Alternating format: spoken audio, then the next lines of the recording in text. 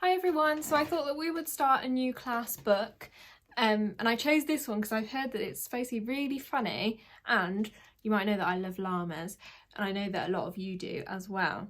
So this book is called Llama Out Loud and the author is Annabelle Sami, and it's all about a little girl who meets a llama called Levi, who is apparently the chattiest, rudest and loudest llama around.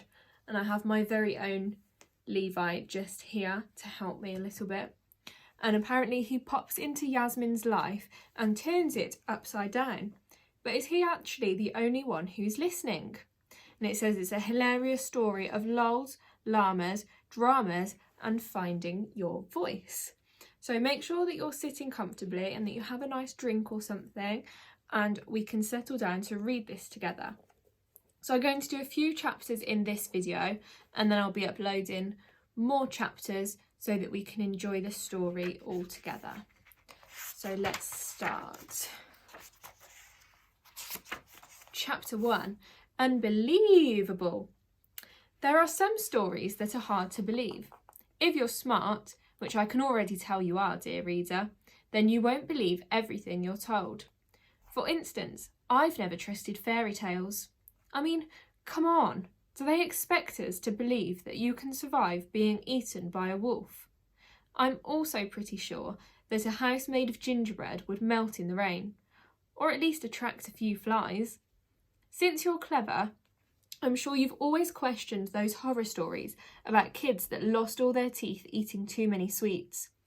Maybe you've watched a film and annoyed your friends by saying, that would never happen in real life. Well, I'll be honest with you.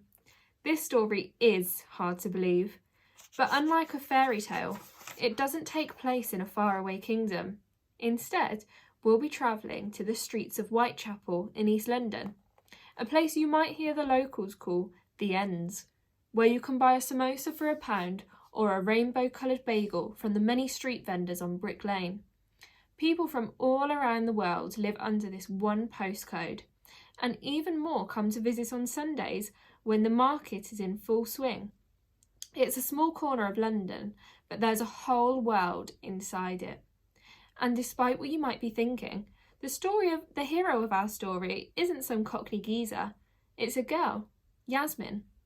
Oh, and a llama. A toy one, of course, not a real one. That would be weird. By now you must be thinking, that does sound unbelievable. I know, but believe me, it's real. P.S. There's one more thing you should know about Yasmin. You see, her parents haven't stopped talking since 1991, and her brothers might as well be in training for the most annoying event at the Olympics. Not to mention Yasmin's aunties, who always think they know best. Of course, Yasmin still loves them, but all the hubbub results in Yasmin making a very particular choice. A choice she upholds even to this day. Actually, I can't be bothered to do a flashback yet. Let's just get to the story, hey? I'm sure you'll find out what you need to know soon enough. So, where were we? Oh yes, cue dramatic music. Life as Yasmin had known it for a whole 9 years and 363 days was about to change forever.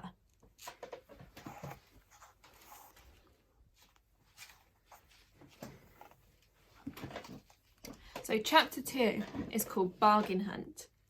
Yasmin was staring at the ugliest toy llama she had ever seen. It was in the £2.99 bargain bucket in Old Spitalfield Market, with one dodgy eye that bulged out and wonky ears. A few tattered pieces of cloth hung around its neck as decoration. The stains all over its back legs were a worrying brown colour. Even £2.99 seemed way too expensive to Yasmin. You would have to pay her to take that thing home. And yet she couldn't stop staring at it. It was one of those situations where something is just so disgusting that you have to look, like a squished snail on the garden path. And Yasmin had been guilty of quite a few snail casualties. The llama held her with its beezy little glass eyes, and it was starting to give her the creeps. Yasmin didn't usually come to the market after school. It was a crowded, covered square filled with everything you could ever need, from tablecloths to teapots.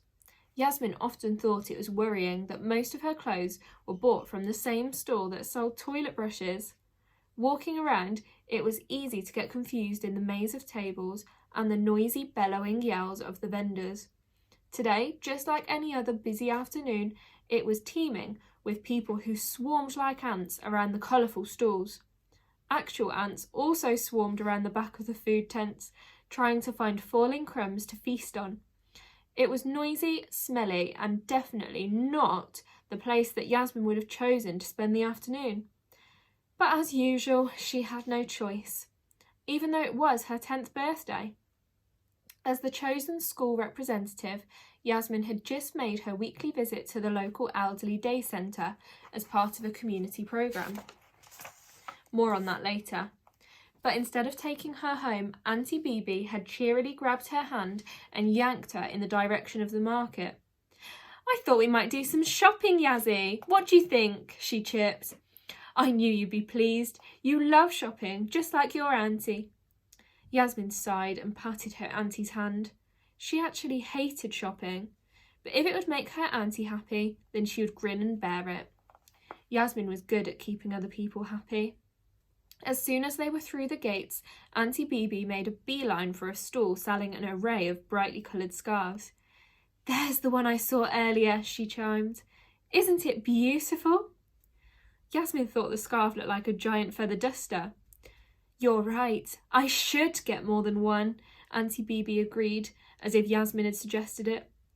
Yasmin always marvelled at her auntie's ability to hold a conversation entirely by herself. Deciding to make the best of things, Yasmin pointed to the small arts and crafts store nestled in the centre of the market. There was a big wooden box filled with high-quality colouring pencils for sale, the kind Yasmin dreamed of owning for her sketches. Her auntie pushed her hand aside. "Who wants boring pencils when you could have a pretty scarf?" she said. "Come now, doesn't this look pretty?" Whilst her auntie tried on scarves for the 50 millionth time, she couldn't choose between the fluorescent yellow or the sicky green, Yasmin had wandered towards the arts and crafts stall and come across the previously mentioned llama. Against her better judgment, she reached out and picked it up. It was soft and surprisingly warm, which made Yasmin feel a bit sick. The market trader rubbed his hands together, sensing a sale. "You want it, sweetheart?" Yasmin dropped the llama back in the box and sprayed her hands with the antibacterial gel she always carried. Her parents had told her not to talk to strangers, especially ones selling low-end stuffed toys at unreasonable prices. "Oh, how cute!" Auntie Bibi's voice came ringing over Yasmin's shoulder. "It reminds me of a toy donkey I had when I was a little girl. Do you want it, Yazzie?" Yasmin shook her head vigorously, but Auntie Bibi had already taken out her purse and was handing the market trader 2 shiny pounds. "Wonderful, you're going to have so much fun together." She plopped the toy into Yasmin's school bag, already directing Yasmin towards the exit. "Your Auntie Bibi always gets you the best presents. Now, we need to get home. Dinner is almost ready." "It's $2.99, love," the trader called after them. "You're lucky I even gave you £2. Auntie Bibi smiled sweetly and continued walking away. Yasmin blinked. Within the space of what felt like a few seconds, she had managed to become the owner of what looked like a failed science experiment that she definitely did not want. And things were only going to get stranger. Chapter 3. No Ordinary Birthday. In terms of best days in the year, the order for most children goes: 3rd place, last day of school; 2nd place, Christmas, or Eid for Yasmin; 1st place, birthday. But more often than not, what should have been the best day of the year for Yasmin was just like any other day. And just like any other day, as Yasmin and Auntie Bibi turned the corner onto their road, they could hear yells coming from the Shah family home. Number 11 Fish Lane was the last to be built on the road and had been squished in between the furthest 2 houses on the street. This meant that the house was extremely tall and extremely thin, with 1 room on each floor. If it hadn't been sandwiched between two other houses, it would probably have toppled over in a strong breeze. Yasmin's room was all the way up in the attic, while the bathroom was in the basement.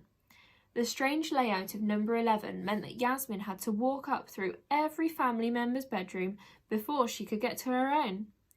Being at the top of the house was good for privacy, but it also meant that you had to be careful after eating a spicy curry from Brick Lane. Yasmin was sure she could rival any Olympic sprinter running down those stairs in the middle of the night, desperate for the loo. As Yasmin and Auntie Bibi came in through the kitchen door, they were hit by a wall of sound that Auntie Bibi immediately added to. "We're home," she sang, heading over to Amy, who was sweating over a boiling pot of rice.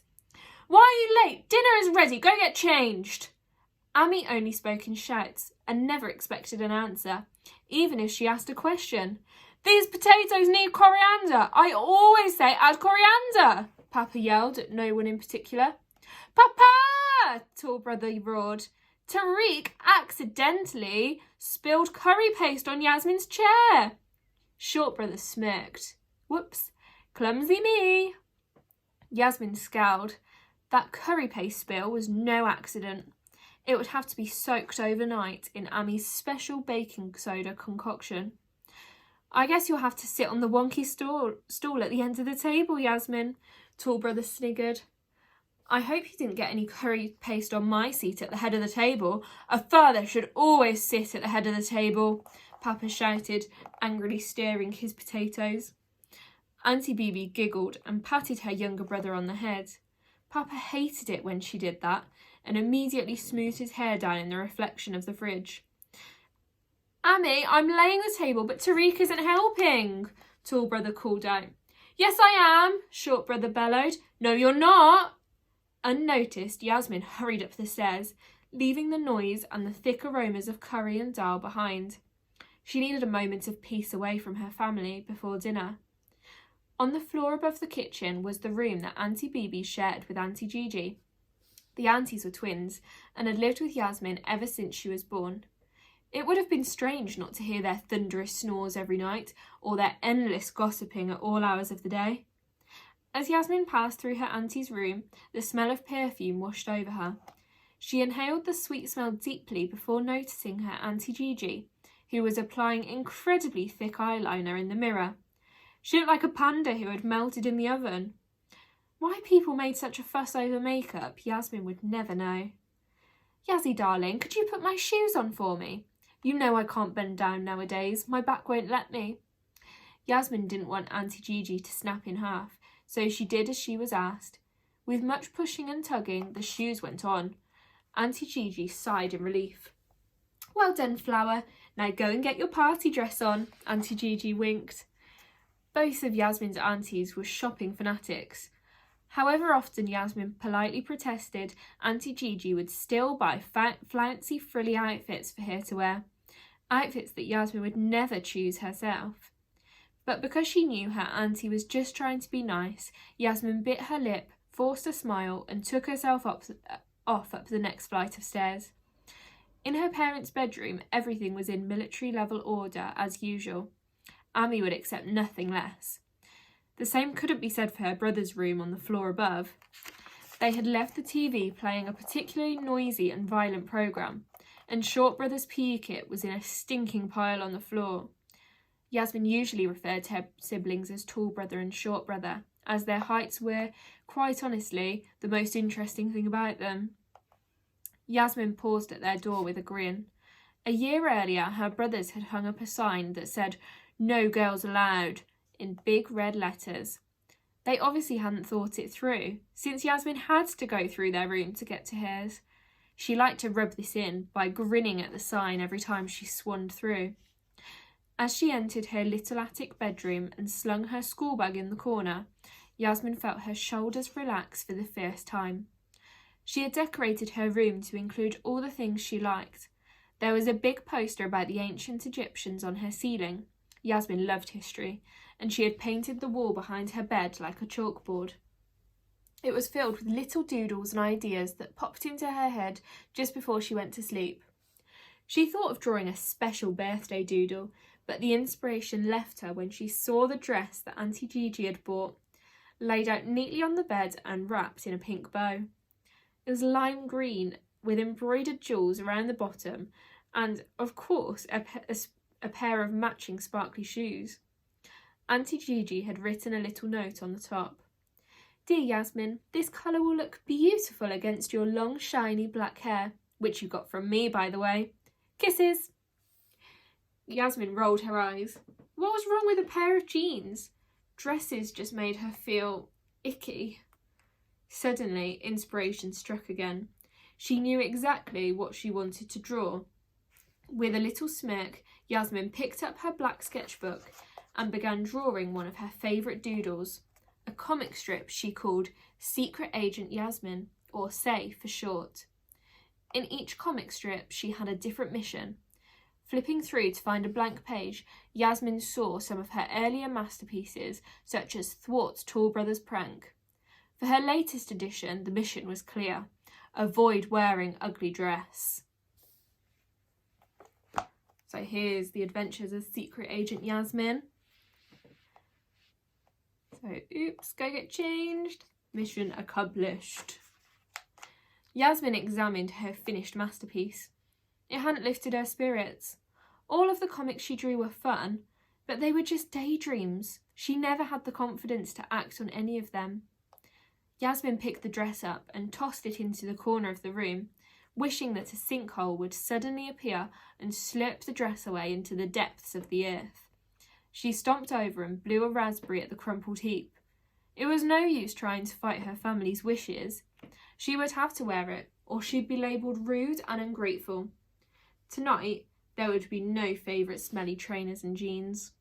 Tonight, like every night, Yasmin would have to wear the clothes her aunties wanted her to wear, and eat the food her parents wanted her to eat, and sit where her brothers wanted her to sit, even though it was her 10th birthday.